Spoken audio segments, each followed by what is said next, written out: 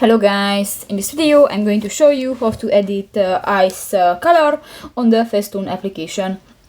But first of all, I just want to mention, please don't forget to subscribe to our channel, because at 100,000 subscribers we are going to show you all YouTube revenue statistics and growth strategy, how to make money online. So let's jump into it.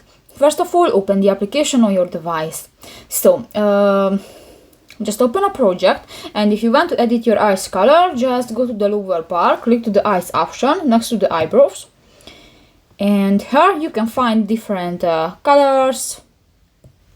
You can set the string of that, you can add the details, you can set the reflection in the eyes, you can set the whiten, and you can block the red eye.